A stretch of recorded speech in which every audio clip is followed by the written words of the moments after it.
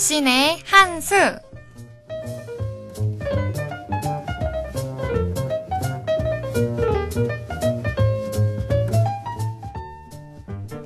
2년 그리고 운명.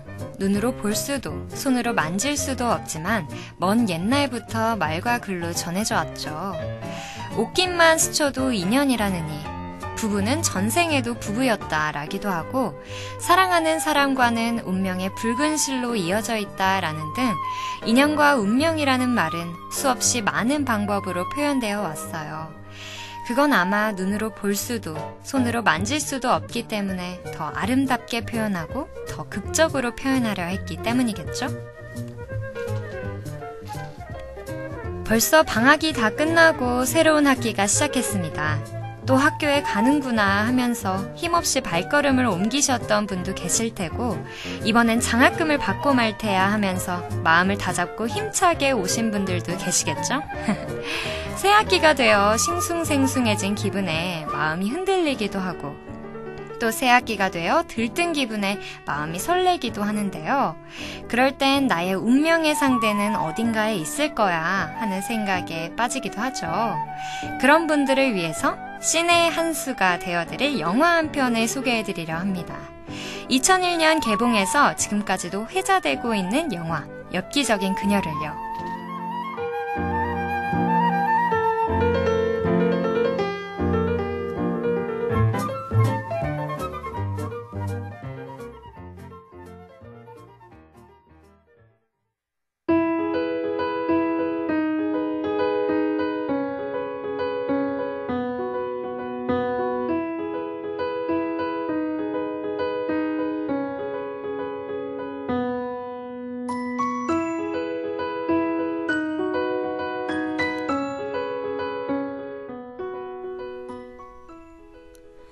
학교에 복학하게 됐지만 장래에 대한 생각이 전혀 없는 견우. 대낮부터 친구들과 모여 술을 진탕 마시고 지나가는 여자를 꼬시거나 방 안에서 뒹굴뒹굴 거리는 게 그의 일상입니다. 그러던 어느 날 여느 때처럼 친구들과 술을 마시고 집으로 돌아가는 지하철을 기다리던 견우는 술에 만취한 여자와 같이 탑승을 하게 됩니다. 술에 취한 여자는 딱 질색이지만 중심을 못 잡고 비틀거리는 그녀의 모습에 자꾸만 눈이 갑니다. 그러던 중 노약자석에 앉아있는 한 청년에게 그녀가 다가가더니 눈을 부릅뜨고 말합니다. 야, 너 얼른 안 일어나? 노인네한테 잘한 거야지. 그녀의 호통에도 불구하고 청년은 들은 채도 하지 않습니다. 그러자 그녀는 그 청년의 뒤통수에 온 힘을 다해 때립니다. 그제야 청년은 쭈뼛쭈뼛 자리를 일어나고 그 자리에 노인 한 분이 앉게 되죠. 큰 사건이 지나고 지하철이 한참 가고 있던 중 견우는 그녀가 헛구역질 하려는 것을 목격합니다. 설마? 아닐 거야 하며 도움 주는 것을 잠시 망설입니다. 그런데 얼마 지나지 않아 그녀는 자리를 양보했던 어르신의 머리 위로 오늘 저녁에 먹은 음식을 자랑하듯 구토를 하게 됩니다. 모두가 놀라 말을 잇지 못하고 있을 때 그녀는 견우를 바라보며 자기야 라고 말하며 의식을 잃습니다.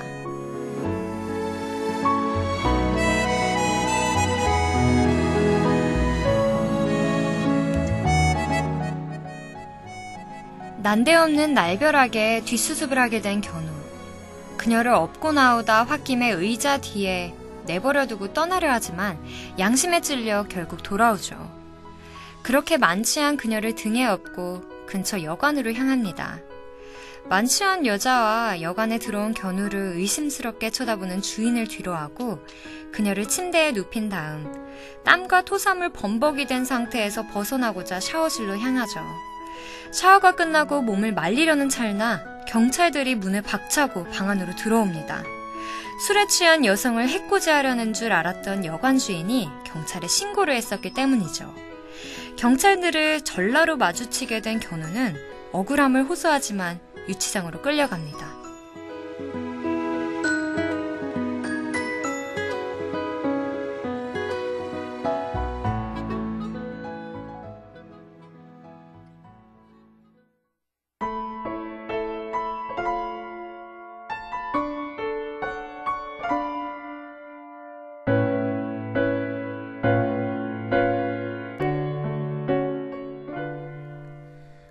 이름이 밝혀져 유치장에서 풀려난 며칠 후 여느 때처럼 방 안에서 뒹굴거리던 견우에게 전화가 옵니다. 그녀에게서 그날의 사건에 대해 해명을 하라는 전화였죠. 견우는 그녀를 찾아가 오해를 풉니다. 그러자 그녀는 그에게 술 한잔 하자고 하죠.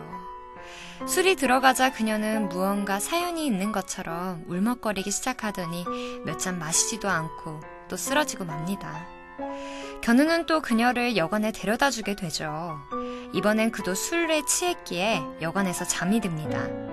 다음날 눈을 떠보니 잠결에 발로 찬 건지 바닥으로 떨어져서 자고 있는 그녀를 본 견우는 몰래 방을 나서려다 그녀를 깨우게 됩니다. 눈을 뜬 그녀와 얘기를 나누다 보니 그녀는 그보다 나이가 1살 어렸고 같은 대학에 다니고 있다는 것을 알게 됩니다. 그리고 그 후부터 그녀와 견우는 친구가 되죠.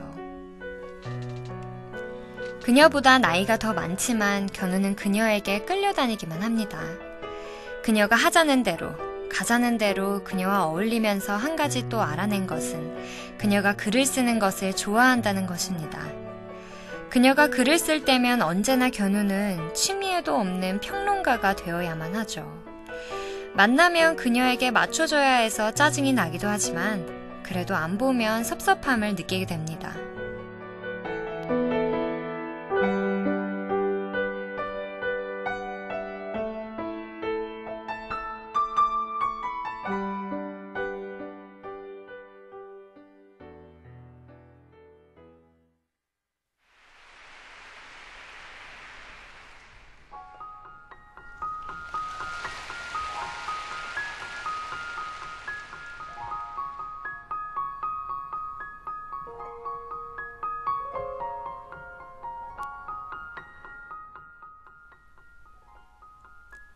시간이 흐르고 흘러 그녀와 견우는 꽤 오래 같이 지내게 되었죠.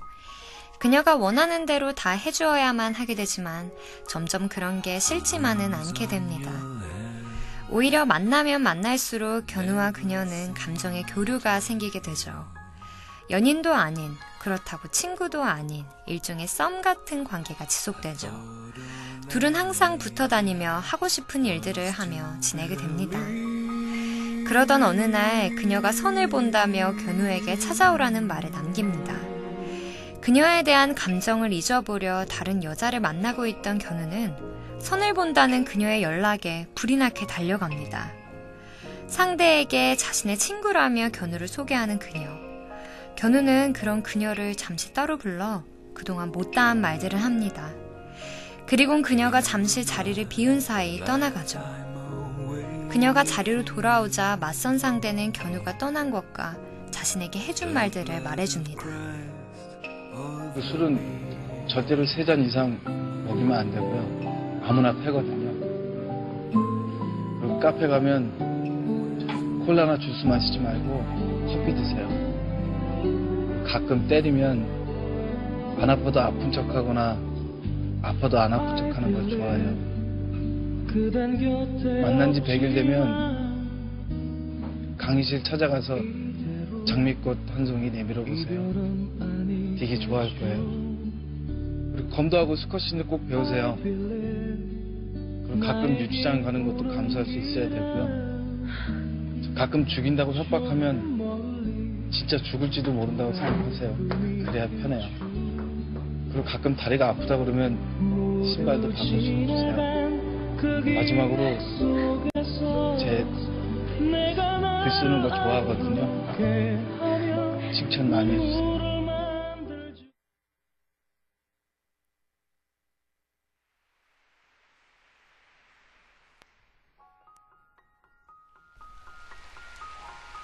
견우가 맞선 상대에게 전해준 말을 들으며 그녀는 격한 감정에 휩싸입니다. 그리곤 그 자리를 박차고 나오게 되죠. 그 말들에서 견우가 자신을 얼마나 생각하는지 그녀는 깨닫게 되었기 때문이죠. 가는 길이 엇갈려 만나지 못하자 그녀는 지하철 방송센터로 향합니다. 그리고는 안내원의 마이크를 빼앗아 견우에게 이곳으로 오라고요. 잠시 후 마주친 둘은 감정에 휩싸이며 서로를 끌어안습니다. 그녀를 바래다 주는 길, 집 문 앞에서 견우와 그녀의 눈이 마주칩니다. 눈을 감고 그녀에게 서서히 다가가지만 살짝 뒷걸음치던 그녀가 인터폰을 누르던 바람에 그녀를 그냥 보내주게 되죠. 그 일이 있고 며칠 후 그녀와 견우는 여행을 떠납니다. 등산을 하다가 반대편 산에 가보라는 그녀의 명령에 견우는 또 아무 말 없이 따릅니다. 반대편 산 정상에서 손을 흔들고 있는 견우에게 그녀는 그동안 하지 못한 진심이 담긴 말을 합니다. 견우야! 들려? 견우야! 미안해. 나 정말 어쩔 수가 없나 봐. 견우야! 미안해.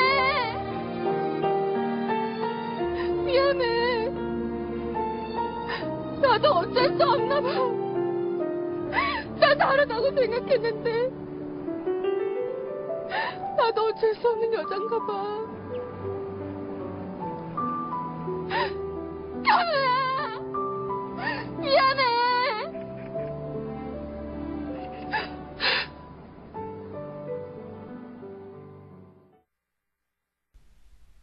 사별하게 된 전 남자친구를 아직 잊지 못했다는 그녀. 타임머신에 서로에게 하고 싶은 말을 담긴 편지를 묻고 2년 후 전 남자친구를 잊고 견우를 만날 수 있으면 다시 찾아오겠다는 말을 하고선 그녀와 견우는 서로 다른 기차를 타고 집으로 돌아갑니다.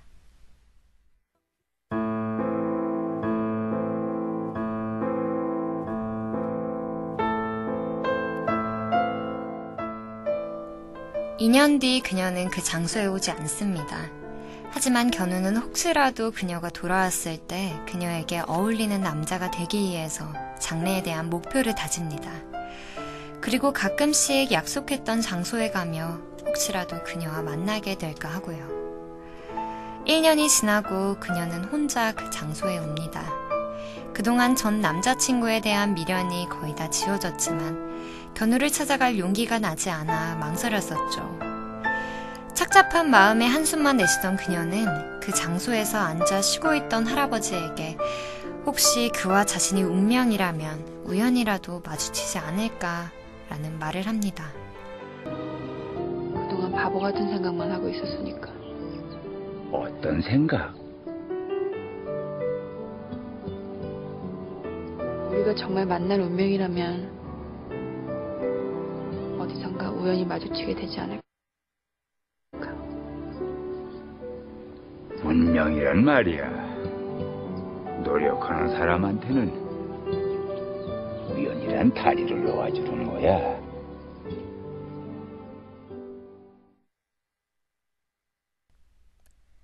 운명은 노력하는 사람에게 우연이라는 다리를 놓아준다는 할아버지의 말에 그녀는 이번엔 자신이 노력하기로 다짐합니다.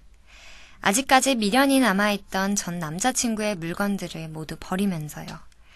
자신의 운명을 찾아 나서기 시작하는 거죠.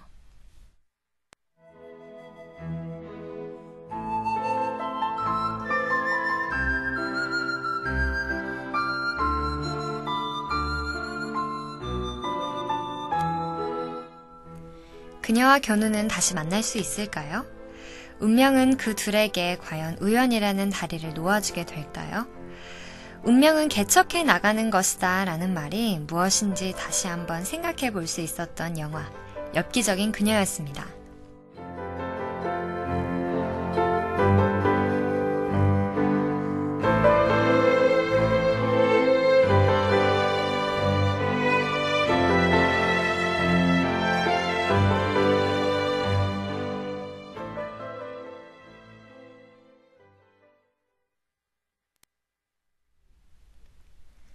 영화를 보고 나서 운명은 정말 가까운 곳에 있다는 것을 알 수 있었어요. 잡으려 노력하면 잡을 수 있는 딱 그 정도 거리의 말이죠. 하지만 대부분 그 노력을 하지 않죠. 그런데 여기 운명 같은 서로의 인연을 아껴 축하를 받고자 하는 사연이 와서 소개해 보도록 할게요.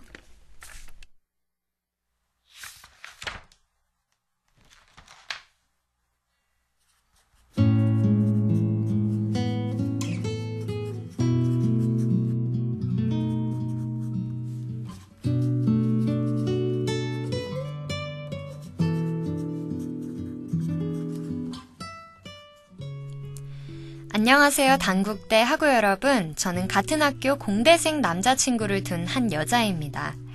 오늘이 사랑하는 그의 생일이라 이렇게 용기 내어 사연을 보내보네요. 작년 7월부터 만나기 시작해서 올해로 2번째 생일을 축하해주게 되었네요. 사연의 내용은 다름 아닌 남자친구의 첫 번째 생일 때 일입니다. 때는 작년 9월 9일이었죠.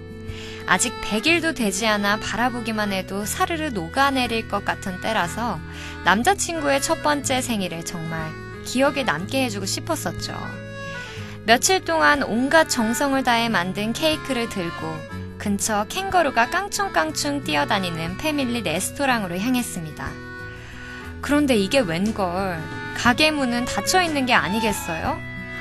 결국 깜짝 이벤트로 몰래 주려 했던 케이크는 남자친구에게 들켜버리고 말았죠.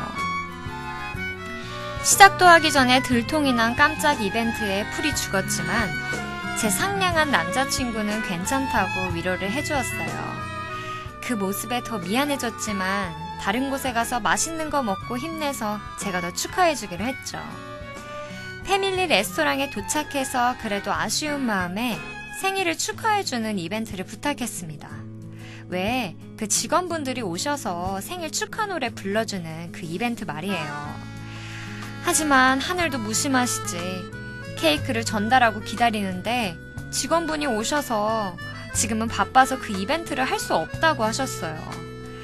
모든 계획이 하나부터 10까지 다 헝클어지니까 창피하기도 하고 미안하기도 해서 정말 쥐구멍이라도 있으면 숨고 싶었었죠. 남자친구에게 기억에 남을 만한 생일을 선사하려다가 오히려 제 기억에 남을 흑역사가 쓰였던 작년 생일. 그래서 올해는 기필코 남자친구에게 잊지 못할 생일을 선물하고자 이렇게 사연을 보냅니다. 이 사연이 나오고 있다면 아마 저희 커플은 캠퍼스 안 어디에선가 얼굴을 붉히며 듣고 있겠죠?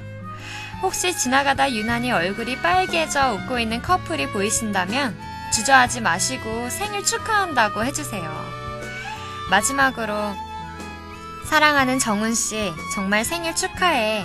시간이 지나도 추억할 수 있는 기억을 선물해주고 싶었어.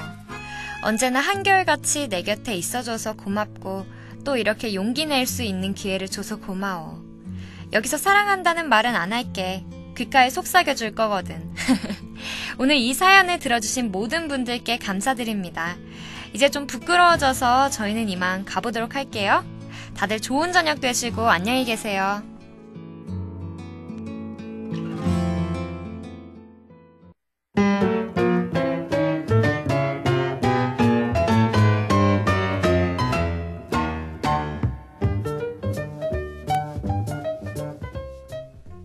지금까지 제작 민동호, 기술 김진우, 진행의 황도희였습니다.